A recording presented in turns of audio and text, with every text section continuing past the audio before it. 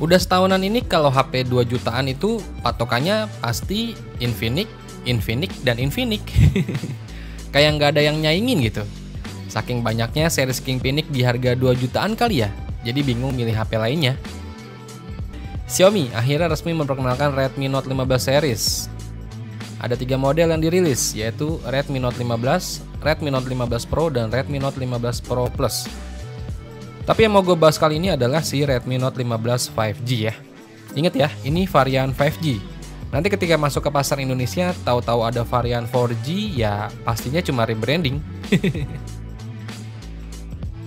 Redmi Note 15 5G ini membawa update dari pendahulunya nih, si Redmi Note 14 5G ya. Antaranya ialah performanya lebih andal nih, baterainya lebih besar dan kameranya lebih mumpuni.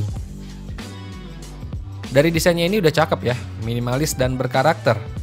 Bagian belakang punya bumper kamera yang tempatnya di bagian tengah, dan kali ini layar yang dipakai itu udah berjenis melengkung. Buat spek layarnya, si Redmi Note 15 5G ini pakai layar berpanel AMOLED dengan bentang layar di 6,7 inch, resolusinya di 1080 x 2392 pixel atau Full HD+, refresh rate-nya di 120 Hz dan kecerahan maksimalnya sampai 3200 nits. Dan layar ini juga pakai kaca pelindung Xiaomi Dragon Crystal Glass ya. Di bagian depannya juga ada sensor sidik jari yang ada di dalam layar. Dan ada juga punch hole di tengah atas layar yang berisi kamera selfie beresolusi 8 megapiksel. Redmi Note 15 5G ini tersedia dalam pilihan warna hitam, biru, dan juga warna putih. Di bagian belakang ada modul persegi yang memuat LED flash dan 2 kamera aja ya.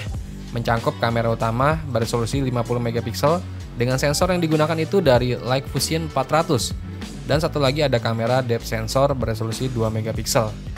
Ingat ya, cuma 2 lensa kamera aja, jadi untuk lensa ultrawide kali ini absen ya. Buat dayanya, Redmi Note 15 5G ini dibekali dengan baterai berkapasitas 5800 mAh dengan dukungan pengisian daya fast charging berdaya 45 watt lewat slot USB Type-C. Redmi Note 15 5G ini juga kedap terhadap debu dan aman terhadap semprotan air bertekanan kuat karena udah bersertifikasi rating IP68. Terus buat performanya, si Redmi Note 15 5G kali ini nggak nanggung-nanggung nih. Redmi Note 15 5G ini dibekali dengan chipset dari Qualcomm Snapdragon 6S Gen 3. Chipset ini dipadukan dengan RAM yang udah bertipe LPDDR4X dengan kapasitas mulai dari RAM 6GB sampai 12GB. Dan internal memori yang udah bertipe UFS 2.2 dengan kapasitas mulai dari internal memori 128GB sampai 256GB. Chipset dari Snapdragon 6S Gen 3 ini yang ada di Redmi Note 15 5G udah bukan kaleng-kaleng lagi nih. Dari hasil skor AnTuTu benchmarknya aja, HP ini bisa menghasilkan skor di angka 600 ribuan. Jadi buat menunjang kebutuhan sehari-hari dan main game ini udah lebih dari cukup ya.